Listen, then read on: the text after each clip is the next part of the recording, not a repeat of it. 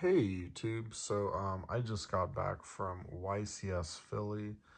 It was a great experience. It was kind of crazy how it was either round three or round four, a ban list got dropped during the event.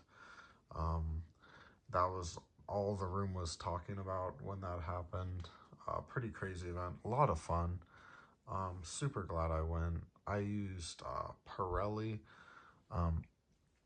I decided that that was the correct deck for me to use. I did not top.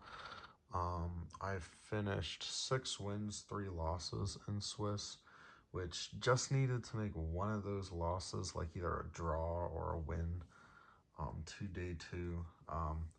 And my third loss was the last round, so we were close. We were close. Yeah. Uh, this is going by the current ban list. So, Delicious Memory is still a 3, but we're working on what to do when that goes to 1. But I'm playing 3 Purrely, 3 Purrely.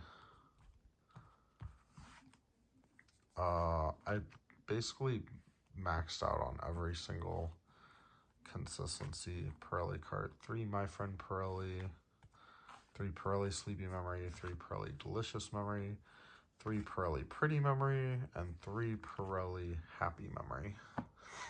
Not once did we ever brick. Almost never did one hand trap stop us.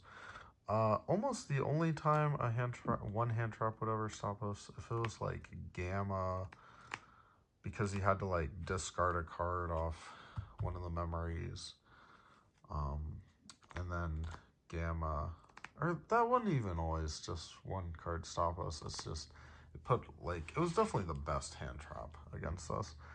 So thank goodness it went to 1. Because it negated the card and it destroyed it. If it only did one of those things, it'd be whatever. Yeah, that did definitely hurt. 1 Pearly Yeep. This was definitely a very good card. It helped us grind some. It also made it so that if they kaiju'd like one of our noirs, we could flip this on one of our monsters and make another. But that's it for all the Pearly cards. I played 1 Shaddoll Beast and 1 Brow Huntsman of Dark World. I was playing a lot more discard, this like pluses off discarding it. But I realized that Kashtira would be a very well represented deck, and a Rise Heart just banishing everything. It's just I also didn't want to just play no. Does something when it gets discarded, because you're not only going to be playing against Kashtira, but I thought that these were the best two to go for. But you know what? Honestly, if Kashtira sees a lot less play this upcoming ban list, which I don't think it will, but if it does, I would add more discard cards, because sometimes just hand advantage can really hurt. How you have to discard a card for every one of the quick play spells. That's it for everything else is just like to help with like going second, or like board breakers, or defensive cards, stuff like that. MVP was definitely Book of Moon. I didn't think this card would be good, but there was like one time in playtesting I had a kaiju in hand and my opponent dimension shifted me. He was playing Kashtira, I was going first. And I was just thinking, man, this kaiju, if that was literally just a Book of Moon, it would have completely canceled out his entire turn. So I just started playtesting with it after that, and originally 2 Book of Moons, it turned into 3 because I just realized how good it was. This was the best for sure. 2 Triple Tactics Talents. This was okay. Um, I'm not gonna say it was great. I'm not gonna say it was bad. It was just okay. Um, a lot of people were playing around triple tactics talents. And the thing is, you don't want to use your spell cards during your main phase, your quick play spell cards, if you can, anyways. Because if you do enter your main phase, it's gonna give it away that you have a triple tactics talent. Um, because like, why wouldn't you do that stuff during your draw? I don't know. This is arguably cuttable. Two Santa Claus. This was pretty good. I liked it. Um, I know some people weren't even playing any of the kaiju like cards in the main, but I liked it. It was good. So that's it for like kind of the almost board. Like, well, the rest of it's just hand traps. Let me put it that way. Three infinite impermanence.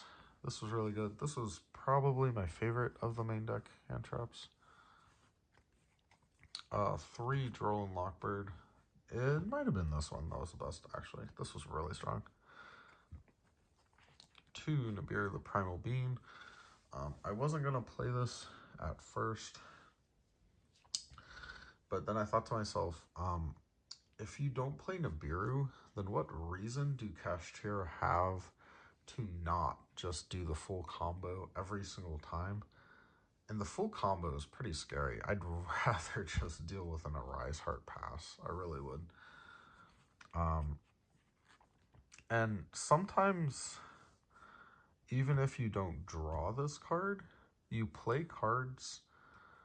You play a card that excavates the top three of your deck, and sometimes it will show that you play Nibiru, and it'll make your opponent want to play around it because they're going to be scared of it. And two Ghost Ogre and Snow Rabbit was the last one. This card was okay. It didn't outperform. It wasn't bad.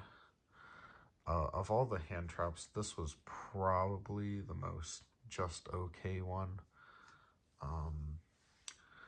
I'm pondering cutting it with the new ban list. But yeah, time will tell. Just stay tuned to my channel and you guys will find out. For the extra deck, I played two X Purrely Noir. Fantastic. Sometimes I almost wished, I don't know, there were times where I almost wished I played like a third of everything in this deck.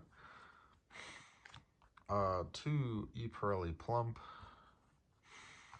Okay, I'll tell you what. I actually just played two of every single Purrely XYZ monster that I did play. So two E Purrely Happiness, two E Purrely Beauty, two E Purrely Plump, and two X Purrely Noir. I was really glad that I played two E Purrely Happiness because I found myself going into the second one quite a bit. Really fantastic card. If you only play one, Kashtira players will almost always banish it, and a lot of the times going second against Kashtira, this is how you beat them, going second. And then the same thing with Beauty. I didn't go into two very often, but if you only play one, they're just gonna banish it. Two Divine Arsenal AA Zeus Sky Thunder. I don't think I ever went into the second one. But in playtesting, the second one came up so often. I was so convinced I would need the second one. I think I would continue playing the second one just because it came up in playtesting so often.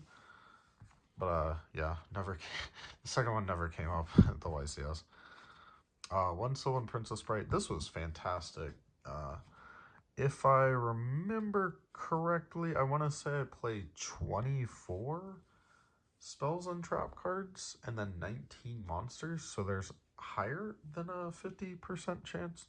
But also you can excavate not nature beast, Shaddoll Beast, and when he gets sent to the graveyard off that, you actually get his draw effect. That actually came up at the YCS.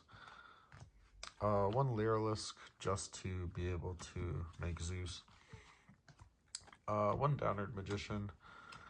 This is a lot of the times what Kashtira was banishing, which, hey, makes sense. I think it's best to play it, get that extra material, but I don't think you need any more than one. If it happens, it happens. One Protector of the Agent's Moon. I think this might have came up one time to out of Floodgate, but yeah.